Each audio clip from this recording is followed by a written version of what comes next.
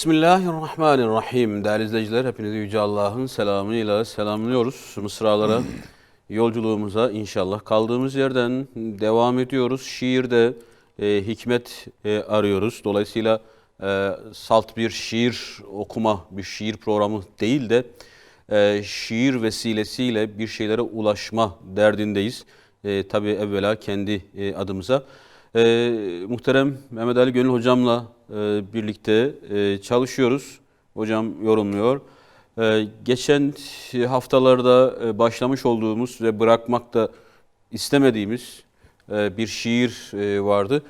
Niyazi Mısri, iki gerçekten gönül dünyamıza çok şeyler katmış bir Allah dostu, bir veli, bir alim.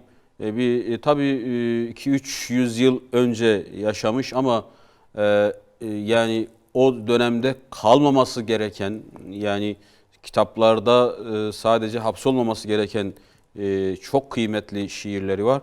Ne demişti o şiirinde? Nadanı terk etmeden yaranı arzularsın. Hayvanı sen geçmedin, insanı arzularsın. Men arefe nefsehu fekad arefe rabbehu. Nefsini sen bilmedin, Sübhan'ı arzularsın. Sen bu evin kapısın henüz bulup açmadın. İçindeki kenzi bir payanı arzularsın. Taşra üfürmek ile yalınlanır mı ocak? Yönün hakka dönmedin, ihsanı arzularsın. Dağlar gibi kuşatmış benlik günahı seni. Günahın bilmeden gufranı arzularsın. Cevizin yeşil kabını yemekle taat bulunmaz. Zahir ile ey fakih Kur'an'ı arzularsın.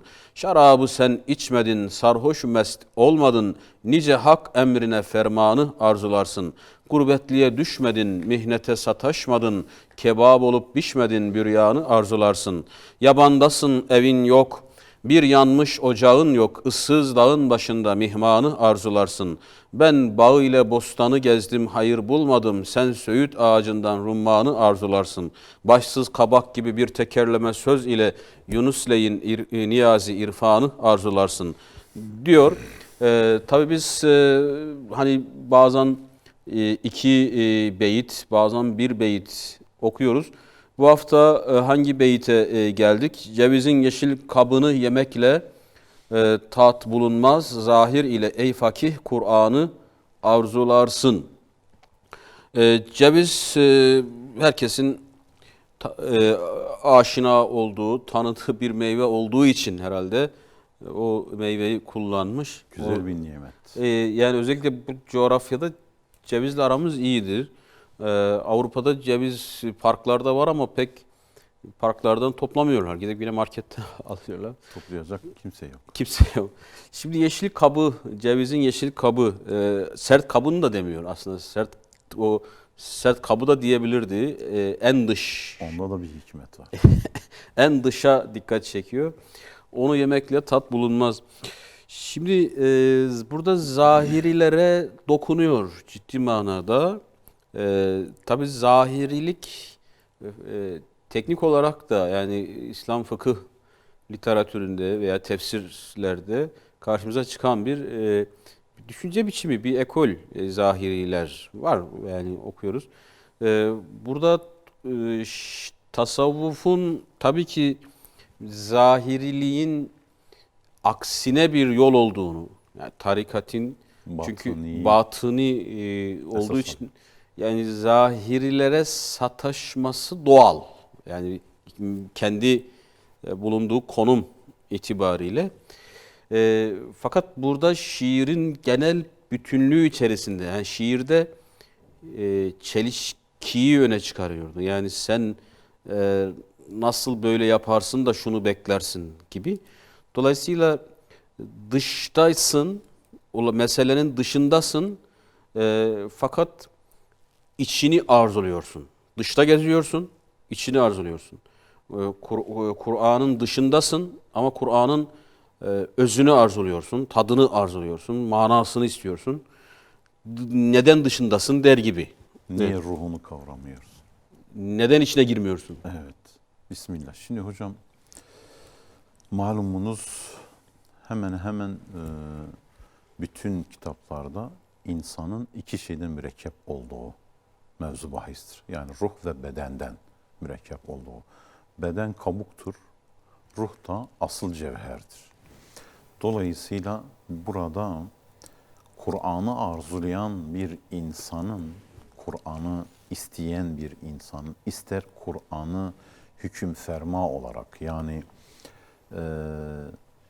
içindeki hükümlerin hayata tatbiki konusunda, isterse o ruha inme, bireysel bazda inme konusunda bir teşbih yapmış. Bir teşbih. Bu teşbih fıkıh mezheplerinden işte Zahiriye mezhebine, Zahiriliğe göre değerlendirelim. İsterseniz eşyanın tabiatında olan duruma göre değerlendirelim. Fark etmez. Eğer bir insan Kur'an'ı sadece dışsal yani yüzeysel bir saygı, hürmet, anlayış, kavrayış ve benzeri bir durumla e, bir saygıya tabi tutarsa veya böyle bir durum ile karşılaşırsa Kur'an'daki ruhtan, Kur'an'daki feyizden, cevherden faydalanamaz. Biz bunu biliyoruz. Tıpkı bir insanın ceviz yemek isterken cevizin dış kabuğu yani henüz ağaçtayken, henüz yeşil kabuğu var iken o yeşil kabuktan faydalanıp veya onu yemekle cevizi yediğini zan etmesi misali.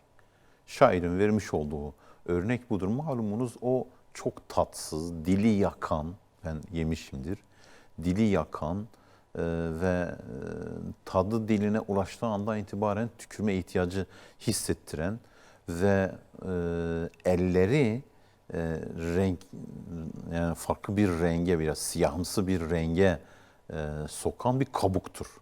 Cevizin dış kabuğunun özelliği budur. Yeşildir ama onu soymak istediğiniz zaman eller farklı bir renge yani biraz kahverengimsi veya siyaha yakın bir renk olur. Dolayısıyla o kabuğun herhangi bir faydası olmaz. Her ne kadar şu an insanlar şöyle bir şey düşünebilir. Cevizin dış kabuğunu kimi kaynatırsa öksürüğe veya işte soğuk havalarda benzeri duruma iyi gelir, yok cilde iyi gelir, yok farklı benzeri durumları olursa da evet böyle bir durum vardır ama içindeki asıl öz olan cevizi yemekle bir değildir. Bunu şuna benzetebiliriz. Kur'an'ın dış yani yüzeysel saygısını gösteren ve Kur'an'dan yüzeysel çapta faydalanmaya çalışan bir insan çok bir örnek var ya yaygın bir örnek. Hani doktorun verdiği reçeteyi alıp duvara çerçeveleyen ve karşısına geçip de şu yazı ne kadar güzel, ne kadar mübarek, şu çerçeve ne kadar böyle altından tellerle yapılmış veya altın suyuna batırılmış. Şu yazıyı yazan adam ne kadar bilgili falan deyip de reçeteyin yani ilacını almayan, ondan bir fayda görmüyorsa, Kur'an'da ruhundan faydalanmayan bir insan, Kur'an'ın hükmünden, içeriğinden, Kur'an'ın emirlerinden, Kur'an'ın o maneviyatından faydalanmayan ve onu hayatına düstur etmeyen, böyle inanmayan bir insanın Kur'an'ın dışından hiçbir şekilde fayda görmesi söz konusu değildir. Yazısından değildir, kabından değildir, altın suyuna batırılıp yapılmasından değildir veya çok sanatsal bir şekilde yapılmasından, bunların hiçbirinden bir fayda görmez. Ama cevizin kabuğunun bazen öksürüğe iyi gelmesi gibi bu durumdan bir vazife çıkarmaya çalışan belki yüzeysel olarak bu faydaları görebilir ama kast ettiğimiz faydayı görmez. Yani içeriğinden o faydayı görmez. Onun için hocam şimdi bireysel örneklikten çıkıp biraz da genellemeci bir bakışla baktığımız zaman yani umuma yönelik olan Kur'an'ın ruhundan bahsettiğimiz zaman Kur'an bir hayat nizamıdır. Bir hayat nizamı. Kur'an Müslüman için bir anayasadır. Kur'an aynı zamanda hem toplumsal hem de bireysel ve toplumsal dediğimiz zaman içine ekonomik, hukuk, kültür ve sosyal ilişkilerin hepsini düzenleyen bir bütündür hayatımızdaki kanunu ve sosyal hayatın her alanına yön veren bir hüküm kitabıdır, bir yasa kitabıdır. Bu yönüyle Kur'an'a yaklaşıp bu yönüyle inanmayan, bu yönüyle Kur'an'ı kabullenmeyen bir insanın Kur'an'ın fiziki özellikleri ve benzeri durumlarından medet umması doğru değildir. O açıdan hocam şimdi Kur'an mevzu bahis olunca ayetteki ifadeyle bir kısmına inanıp bir kısmına inanmıyor musunuz? اَفَتُّؤْمِنُونَ بِبَعْضِ الْكِتَابِ وَتَكْفُرُونَ بِبَعْضِ Kitabın bir kısmına yoksa inanıp da bir kısmını red mi ediyorsunuz? İnkar mı ediyorsunuz? Şeklindeki bir yaklaşım Müslümanın yaklaşımı değildir. Bugün gerek siyasi yönden olsun gerekse farklı sosyal yönlerden olsun Kur'an'a yönelik olan saldırılar o kadar çoğalmış ki. Mesela Avrupa, özellikle Kuzey Avrupa ülkelerinde bakıyorsunuz Kur'an'ı yakmalar, Kur'an'a farklı hakaretler, üstüne çıkmalar, benzeri durumlar. Bunlar, bu yaklaşımlar fiziki tahrifattır. Bunlar yine bir ölçüde lokaldir ve orada kalıyor. Fakat Kur'an'ın mefhumuna yönelik olan saldırılar, Kur'an'ın anlamını değiştirmeye yönelik olan saldırılar, Kur'an'ın hatta İslami yaklaşımından uzaklaştırılıp da ayet ve benzeri içindeki manayı pozitif düşünceyle açıklamaya çalışan, bir çeşit mucizeyi inkar eden, bir çeşit peygamberi inkar eden, bir çeşit Kur'an'ın bu asrın kitabı olmadığının yaklaşımını ispatlamaya çalışan veya tahrif edildiğini öne süren içimizden olan beyinsizlerin, sureti haktan görünen beyinsizlerin yaklaşımları asıl tahribatı bu yapıyor hocam. Asıl tahribat budur. Yoksa diğer tahribatlar lokaldir ve onlar orada kalıp gidiyor. Bu yaklaşımların da özü itibariyle Allahu Teala'nın onu biz indirdik, onu biz muhafaza edeceğiz diye olan vaadini düşündüğümüz zaman hiçbir 1400 yıldır, 1500 yıldır Kur'an'a herhangi bir yan etkisi olduğunu düşünmüyoruz ve görmedik de. Fakat bunda şöyle bir durum var. Bu mücadele böyle devam edecektir hocam. Allah'ın koymuş olduğu bir kuraldır. Bu hak ve batıl mücadelesi çerçevesinde değerlendirdiği zaman o içimizden olan beyinsizler ile o dıştan olan insanların yaklaşımı bu şekilde Kur'an'a karşı mücadeleleri devam edecektir ve biz de Kur'an'ın müdafileri olarak bunu ilelebet sonuna kadar götüreceğiz. Hocam bunun bir de yani dışımızdan olan örneklerini bu şekilde veriyoruz da bir de içimizden olup da Kur'an'ın ruhuna ve künhüne vakıf olmayan, bilmeyen ama irfanını gerçekten Kur'an'ın özünden alan yaşlılarımızı düşünüyorum hocam. Eskilerimizi düşünüyorum. Kur'an'ı okumayı bile bilmeyen nenemin bana küçüklüğümde hatırlıyorum daha ortaokuldayken oğlum bunu al ve okumazsan da sayfalarını çevir. Değişini unutmuyorum hocam. Sayfalarını çevir. Onu okumadığımız için vebale gireriz diyordu. Ben bir de bu irfanı düşünüyorum hocam.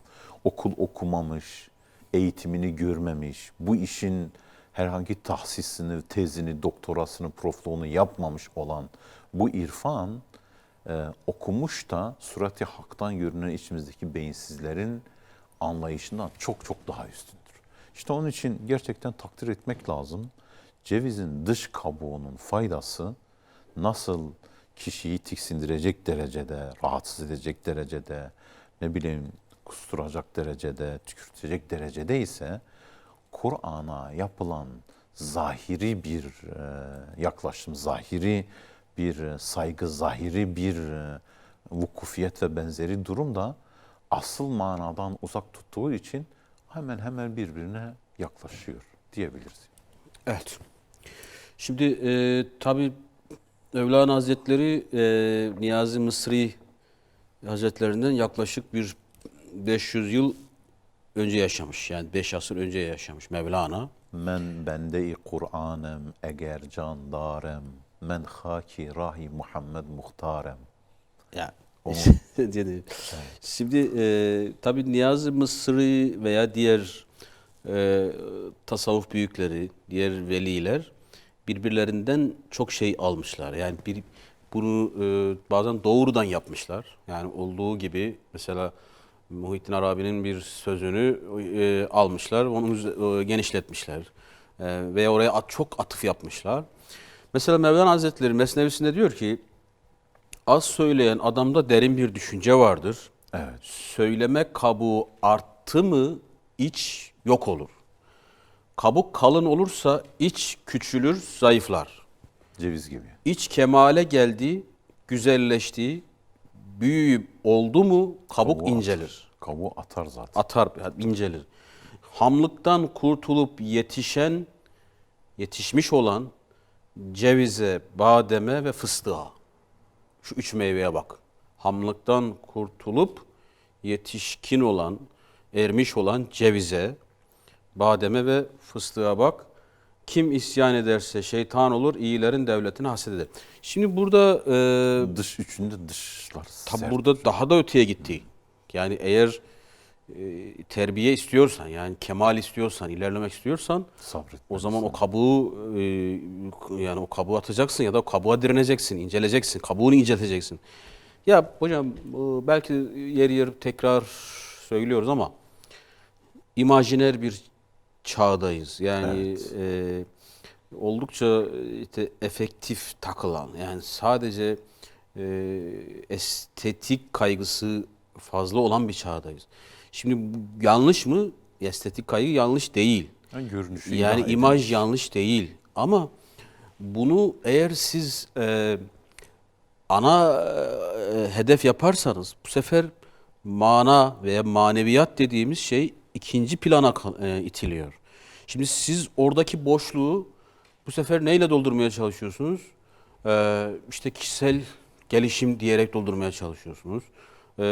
Veya işte mistik bir takım kültürlerden bir şeyler aşırarak devşirmeye çalışıyorsunuz. Veya spor gibi, eğlence gibi yine nefse hitap eden. Yogalarla, mogalarla. Tabii şimdi ama dolmuyor. Şimdi aslında meseleyi tabii biraz çok genişlettik, yani şeyinden belki bağlamından koparmış gibi oluyoruz ama maddeyi veya dışı veya göze hoş gelen işte rengi, deseni, dekoru neyse bunu siz çok fazla dert ettiğiniz zaman size asıl lazım olan, yani kalbinize, ruhunuza, aklınıza, dolayısıyla ukubağınıza, yani geleceğinize asıl lazım olan özü zayıflatıyorsunuz.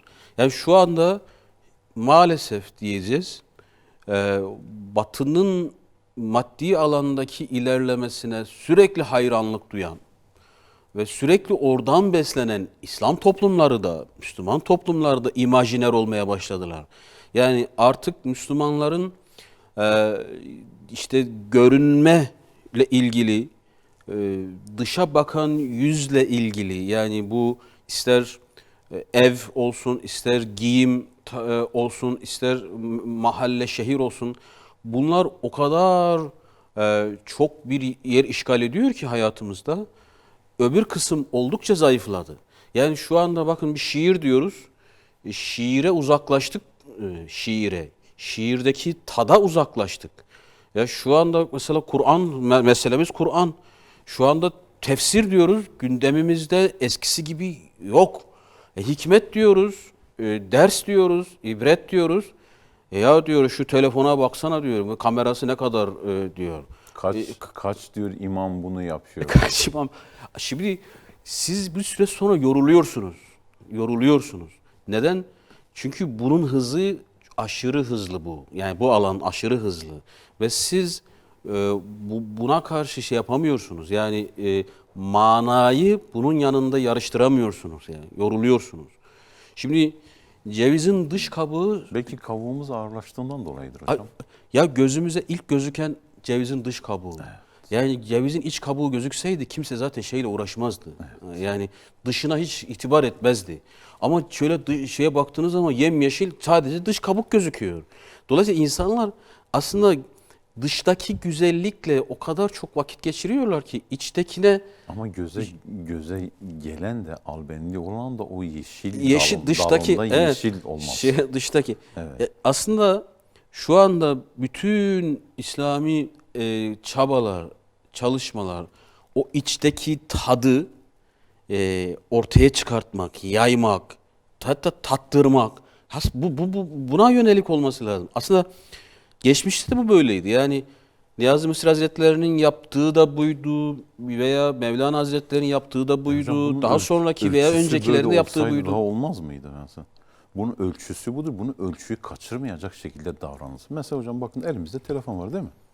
Şimdi biz bu telefon kabını çıkartırsak, yani dış yüzeyini çıkartırsak, bu içindeki o durumu ne ben koruyabilirim, ne siz koruyabilirim, ne de hoşunuza gider. Her şeyin bir kabuğunun olması lazım. Ama her şeyin kabuktan ibaret olmadığını bilmemiz lazım. Asıl içinde o ruh dediğimiz, asıl içindeki cevher dediğimiz şey önemlidir.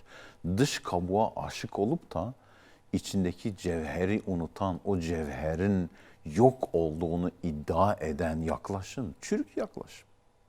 O açıdan şimdi ben bakıyorum piyasada, bazen mesela misafirlerimiz buraya geldiği zaman şey hediye ediyoruz, böyle küçük hediyelik bazda olan Kur'anlar var. Hediye ediyoruz. Bazı piyasadan böyle biraz kontrol edince hocam bakıyorum ki şu an piyasada basılıp satılan Kur'anlardan böyle nişanlananlar için, evlenenler için böyle dış kılıfı farklı, e, renkleri farklı, Altın renginde altın benzeri işlemeli şeyleri falan. falan. Şimdi o Kur'anların e, dikkat çekebilmesi için işte karşı tarafa düğün için, evlilik için falan verilen imajını taşıması lazım. Ve insanlar ona gerçekten meylediyor. Bakın hocam, biliyor musunuz tanesinin ne kadar? 750, 1000, 1,5 civarında. 750 ve 1,5 civarında olan Kur'anlar. Peki bunun içini acaba okuyor muyuz? İçini biliyor muyuz? İçine vakıf mıyız? Aynı gelinle damat acaba o gece hiç okudular mı? Veya ondan sonra açıp baktılar mı? Veya bu Kur'an'ın bir de içinde ne var bir bakalım oldu mu? Fakat o gün geline ve damada eğer bir kutu verilmiş olsaydı, kapalı bir kutu, güzel süslü, mutlaka açacaklarına ve içinde ne olduklarına hepimiz vakıfız, bakarlardı değil mi? Evet. İşte bizim hikayemiz bu hocam. Yanlış Şimdi- bir hikaye. Ya Peygamber Efendimiz Aleyhisselatü Vesselam'ın o 23 yıllık davet mücadelesi, tevhid mücadelesi, tebliğ döneminde Kur'an-ı Kerim evet peyderpey indi. Evet.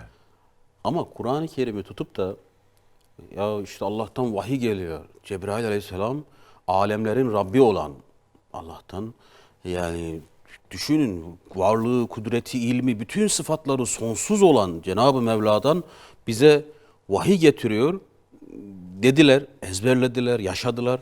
Ama alıp da dediğiniz gibi ya şunu böyle ceylan derisi şeylere yazalım, işte her yere asalım, tablolar haline getirelim filan.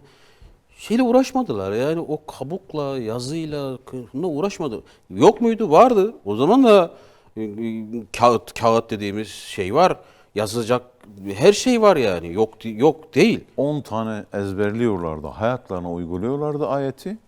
Ondan sonra tekrar bir 10 tane ezberleyip hayatlarına uyguluyorlardı. Sahih kitaplardan okuduğumuz kadarıyla sahabe böyle yapıyor. Yani Allah onlardan razı olsun. o ayetleri şöyle güzelce yazalım, çizelim, ne bileyim süsleyelim falan bunlarla uğraşmadılar aslında. Yani işin İşte zaman hocam, zaman eee, o kabuğu değerli kıldı. Kabuğu mananın önüne çıkarttı. Halbuki öyle değildir. Peygamber Aleyhisselatü Vesselam Ulliye adında bir, eğer yanılmıyorsam, sahabesi var.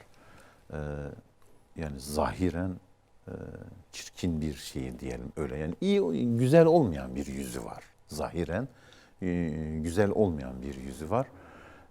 Ve bu pazarda alışveriş yaparken Hazreti Peygamber Aleyhisselam arkadan yaklaşıyor ve onu böyle kucaklayıp elleriyle gözünü, her iki gözünü kapatıyor. Diyor ki bu benim kölemdir. Kim bunu satın alır? O da Peygamber Aleyhisselam olduğunu anladığı an böyle kendini bırakıyor onun kucağına. Diyor ki ya Resulallah sallallahu aleyhi ve sellem, kim beni alır ki, benim gibi çirkin birini kim ne yapsın? Kim ne yapsın? Böyle deme diyor. Sen Allah katında çok değerlisin. evet. Şimdi Allah katında değerli olmanın, yakışıklı olmak ile, güzel olmak ile, benzeri bir şeyle alakalı olmadığını biz görmüş olduk. Yani aynesi iştir kişinin. Evet, aynen öyle ve Resulullah Aleyhisselam bunu teyit ediyor. Sen Allah katında değerlisin. Niye? Çünkü sen iman ettin. Çünkü sen bu dava için canını vermeye hazırsın. Sen bu davayı yaşayan birisin. Sen gel deniz an gelen, git deniz an gidensin. Ve aynı Evliya, eğer yanılmıyorsam Tebuk'te şöyle tıraş olduğu şeyi getirip hediye edendir. Kutuyu sabunla yapan tıraş olunan şey var ya, o kutuyu getirip hediye edendir. Birine lazım olur diye. Ve münafıkların küçümsediği, Allah'ın senin bu hediyene ihtiyacı yok dediği, fakat Resulullah Aleyhisselatü Vesselam'ın ertesi gün gidin onu çağırın, onu kim? Onun verdiği ameli kabul olmuşların defterine adı yazıldı dedi. Bu kadar büyük bir şey. O zaman biz zahire itibar etmeyeceğiz. Hele mevzu bahis Kur'ansa, hele mevzu bahis gerçekten bu işi ticaretten, görünürden ve benzeri durumdan çok sağlamlığına, bu işin ruhuna özgün ve uygun bir tavrına layık olacak şekilde yaklaşmak lazım. Şimdi Umre'ye gidenler, hacca gidenler bu örnekleri mutlaka görmüşlerdir, hatta yaşamışlardır. Oraya farklı kültürlerden hani hacılar, umreciler geliyor. Grup grup, kafile kafile geliyorlar. Türkiye'den de hani oldukça umreci gidiyordu. İnşallah o sayı daha da artar. Şimdi kafile olarak gidenlerin başında bir imam var. Veya işte bir rehber, bir kılavuz var. Grup kılavuzu. Evet. O dua yapıyor. Kitaptan ya da ezberden. Arkadaki kafile de onun yaptığı sesli duayı tekrar ediyor. Şimdi ben buna şahit oldum. Çok tuhafıma gitti. İmam diyor ki Rabbena. Arkadakiler hepsi birden diyor Rabbena. İmam diyor Atina. Arkadakiler hepsi birden Atina. Şey bozulmuyor ama. Ahenk yok. Ahenk bozulmuyor. Ahenk bozulmuyor. Beraber yürüyorlar. Ses uyumlu. İmamla arkadakilerin şeyi uyumlu. Görünüş güzel. Görüntü güzel, ses güzel. Her şey güzel. Yani askeri bir sanki seremoni var orada. Ve bunlar o şeyi bozmuş. Şimdi deseniz ki ne diyorsun bir dakika yani Rabbena diyor da ne diyor burada? O önemli değil. Orada o şeyin o ahengin tutturulması önemli. Kıvamın tutturulması önemli. Yani o görüntünün iyi olması önemli gibi. Diğer Müslüman ülkelerden gelenler nasıl Ya, yapıyorlardı? ya ben öyle bir şey yapmayacağım. Hayır bunları küçümsediğimden değil. Evet bu da değerlidir. Yani illaki orada kişi o anki şeyini öyle ifade etmek istiyordur. Doğrudur, güzeldir. Fakat ya işin içine girmeyip de hani sürekli hatim yapmak yetersiz bir yani güzeldir. Elbette ki lazımdır. Elbette ki teşvik edilmelidir. Elbette ki yapacağız. Ama içine de yolculuk yapmak lazım. Şimdi burada bir hikaye var. Çok da anlatılır. Hazreti Musa diyor bir gün bir dağ başındayken bir çoban görmüş. Çoban dua ediyormuş. Yanına yaklaşmış. Hoşuna gitmiş yani. Çoban öyle dua eder görünce çoban şöyle diyor. Kurban olduğum Allah'ım seni ne kadar da severim bir bilsen. Ne istersen yaparım yeter ki sen iste. Sürüdeki en yağlı koyunu kes desen gözümü kırpmadan keserim senin için. Koyun kavurması güzeldir Allah'ım. Kuyruk yağını da alır pilavına katarsın tadından yenmez olur Allah'ım.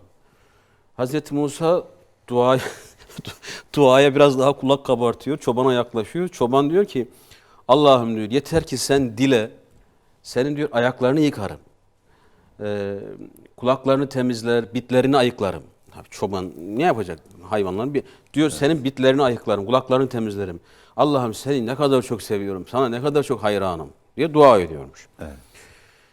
Hazreti Musa bunları duyunca tabii çok öfkelenmiş.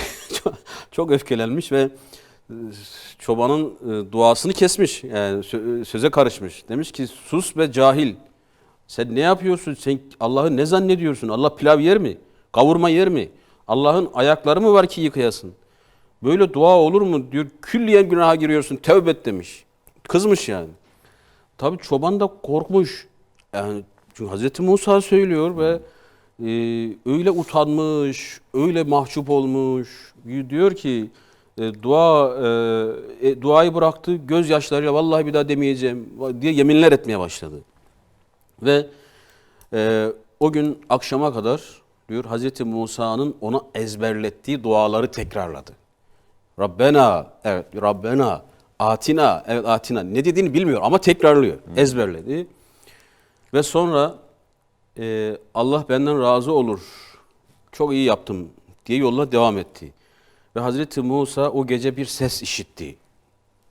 Ya da Tur Dağı'nda söylendi. Ey Musa, sen bugün ne yaptın? Sen ayırmaya mı geldin, buluşturmaya mı, kavuşturmaya mı geldin? Şu garip çobanı azarladın. Onun bana ne kadar yakın olduğunu anlayamadın. Anlayamadın. Ağzından çıkan lafı bilmese de o çoban içten söylüyordu. Yani esas olan Yürekten söylüyordu. içtenlik. Kalbinin derinliklerinden halisane söylüyordu. Sen diyor aramızı bozdun. Sen uzaklaştırdın. Uzaklaştırdın. Şimdi evet tabii ki kabuk da önemli. Tabii ki lafızlar da önemli. Tabii ki kafiye de önemli. Ama safiyeyi kafiyeye feda edersek ya da oradan uzaklaşırsak işte sonuç bu oluyor. Sonuç şu anki günümüz Müslümanlığı. Ben ondan dolayı biraz önce dedim ki bir irfan var. Eskilerimizde bir irfan var. Nenemin bana söylemiş olduğu durumu örnek olarak vermek istedim. Bu irfanı küçümsememek lazım hocam. Cahil olabilir, bilmeyebilir, bilgi yığınına muhatap olmamış olabilir veya ne bileyim çok daha farklı ilimle, bilimle ilişkisi olmayabilir. Ama bu irfanı Kur'an'ın kutsiyetini bildiğinden dolayı ona hiçbir şekilde halel düşürmeyecek kadar ileri boyuta götürebiliyor ve bütün gönlüyle buna inanıyor. Sadece zahiriyle değil, bütün gönlüyle, bütün yüreğiyle, kalbiyle buna inandığından dolayı orada mevzu bahis olan şey bizim boyutumuzu aşmıştır. Yani okuyanın boyutunu aşmıştır. Çünkü mantık ile, akıl ile düşünen bir insanın yürek ile düşünen bir insan arasında farkı var. Yani akıl tedbir gerektiriyor, neden sonuç ilişkisi üzerinde durmasını gerektiriyor, bir sebep arıyor, illet olması lazım diyor. Ama kalp öyle değildir. Kalp direkt ulaşıyor, yani direkt gitmeye çalışıyor. Herhangi bir tedbirden, herhangi bir sebep sonuç ilişkisi üzerinden durmuyor. Kalp tamamen inanmışsa sorun bitmiştir. Ortada bir sorun diye bir şey de yoktur. Onun içindir ki bence çobanın söylemiş olduğu durum gerçekten çok safiyane, temiz ve masumane bir ifadedir. Akıl onu düzeltmeye çalıştığı zaman olmuyor hocam. Evet. Olmuyor. O az önce anlattınız Hayber Kalesi kuşatıldığı zaman Evet. Müslüman olan bir Yahudi çoban var. Evet. İsmi Yesar. Yesar. Evet. Çoban Yesar. Evet. Geliyor böyle kalenin kuşatıldığını görünce diyor siz kimsiniz? Ne yapıyorsunuz burada? Diyorlar işte bunlar inanmıyorlar, işte isyan ediyorlar. Biz de burayı şey yapacağız. Diyor peki siz kimsiniz? Diyor biz Müslümanlarız. Müslüman ne demek? Ya peygambere iman. Peygamber nedir? Geliyor, bakıyor ki peygamberin önündedir. Gelmiş. Diyor sen neye çağırıyorsun? Yani derdin nedir senin? O da anlatıyor işte Allah birdir filan. Peki diyor Allah beni kabul eder mi? Şimdi ilginç orası. Diyor niye? Diyor ben pasaklı, kirli bir çobanım. Yani senin Allah'ın beni kabul eder mi? Köle. Köle bir köle. Şimdi çok örnekler çok da bir yere geleceğim. Şimdi Kabe. Kabe-i Muazzama bütün Müslümanların işte umrede, hacda tavaf etmeleri gereken mukaddes mekan. Ama o kadar sade, o kadar yalın, o kadar nakışsız, işlemesiz, süssüz, ne bileyim yani. Şimdi biz oraya bakıyorsunuz. Bir de Hocam eskiden yani onun tarihi gelişimi içerisinde örtü yoktu önceler. bir de örtü de yok. Sonradan Veya örtü de sadeydi. Evet. Şimdi bir de diğer dinlerdeki mabet tarzına bakıyorsunuz, algısına. Yani düşünün bir kiliseye, batıda bir kiliseye gittiğiniz zaman bir Ebrehe'nin kulleysi. Ve Kulleys var değil mi? Ebrehe ona kulleys yapmıştı. Evet. Rivayetlerdeki şeyi görüşü zebercetle, mücevherle ve benzeri durumlarla süslüydü. Yine insanları çekmiyordu ve alternatif bir mabet olarak yapılmıştı. Peki niye Beytullah'ın böyle bir ruhu vardı? Her taraftan çağıran. Yani Hazreti İbrahim'in ya Rabbi ben çıkıp buradan seslenirsen sesin kime gidebilir ki? Böyle dedikten sonra bunu Allahu Teala'nın yerine getirmesini ona emrettiği ve sesinin ne kadar uzak diyarlara gittiği. Hocam burada bir farklılık var. Yani Allah'ın boyasının değdiği yer ile insanın boyasının değdiği yer farklıdır. Allah'ın boyası fıtrata uygundur. Allah'ın boyası insanın çağrılmasında fıtratın bam telini çalıyor. Yani gel dediği zaman ister istemez gidiyor. O açıdan müşriklerin o şeyi bulamamasından dolayı oradan bir tad almadıklarını görüyoruz. Kendilerine uydurduklarını görüyoruz. Farklı farklı yaklaşımlar gösterdiklerini görüyoruz. Onların o yaklaşımların içerisinde bile aslında o gizli yaklaşımın özü vardı. Yani Haniflikten gelen, Allahu Teala'nın emretmiş olduğu o emirden kaynaklı olan bir yaklaşım yine vardı. Her ne kadar süsleyip püsleselerdi. Onun için gerçekten Beytullah'ın zahiri... Yani bir kiliseye gidiyorsunuz. Avrupa'ya gittiğinizde Evet, gezdiniz mi? kiliselere gidiyorsunuz. Veya diğer şeyi de görüyoruz. Mesela Budistlerin Buda heykelleri, işte altından yaptıkları Buda heykelleri veya Hintlilerin mabetleri. Yani böyle süslemek için oldukça çaba harcamışlar. Böyle aşırı çaba harcamışlar. Köln'deki dom, Mesela Milano'daki yani dom. bütün büyük kiliseler, katedraller değil mi? Hepsi öyle. Diğer Ortodokslarınki de öyle veya diğer dinlerin hepsinde böyle şey var. Tamam, sadelik bir dini bir vecibe değil gibi. Yani burada meseleyi hani dağıtmak değil ama şunu söylemeye çalışıyorum. Yani din özden uzaklaştıracak her türlü teferruatı aslında kabul etmiyor. Yani kabul etmiyor derken esas kabul etmiyor. Evet. Yoksa evet tabii ki süslemeyi istiyor. Yani bugün İslami sanatların içerisinde tezyin dediğimiz, hat dediğimiz, tezhip dediğimiz, tehzip dediğimiz bütün bunlar sonuçta İslam sanatlarıdır. İslam medeniyetinin bir aslında kazanımıdır, nişanesidir bunlar. Ama bunlar Ayrı esas değil. Özden ayrı değil. Özden ayrı değil, esas değil bunlar. Yani bunlar adı üstünde süs yani, süs. Siz kalkıp da bunu hedef yaparsanız o zaman şey kayboluyor, esas kayboluyor. Şimdi burada bir şeye de hocam gelelim. Ey fakih diyor. Burada ey Müslüman demiyor. Yani ey insan, ey günahkar, hani ey bağışlanma dileyen filan da demiyor. Ey fakih diyor. Seslendiği kişi fakih. Şimdi Niye peki hocam fakih diyor niye gerçekten? fakih diyor? Ben hani biraz o, çünkü çok şey bir iğne bu. İğneleme diyoruz ya, çok keskin bir iğneleme var sanki burada. Ya bugün alim, fakih derken tabii ki alim, ilimle uğraşan kişiyi anlıyoruz. Ya eğer alimler meselenin özünü kaçırmasalardı toplum da kaçırmayacaktı yani. Yani şu an medresede şimdi Nasaru hani böyle sürekli o tekrar yani bizim oğlan bina okur, döner yine okur. Hani o Arapça kelimeleri öğrenme gayesiyle sürekli tekrar ediyor. Ama ilmin ne kadar önemli olduğu veya bunun içindeki öz nedir, bunun sırrı nedir, onu o kısımda hiç ilgilenmiyor. Ve bu yetişiyor bu. Veya Mesela geç keşfediyor bunu. geç keşfediyor. Evet. Çok şey öğreniyor. Belli bir noktaya da geliyor ama hala dışla ilgileniyor.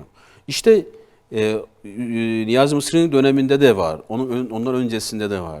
Yani şeriatla tasavvufu, tarikati karşı karşıya getiren çizgide duruyoruz şu anda. Oraya geldik. Acaba o zaman da bu soruna binaen de söylemiş olabilme durumu var Tabii, mı? tabii. Yani çünkü bizzat kendisini de bu şeyin içinde bulmuş Niyazi Mısri Hazretleri. Yani o dönemde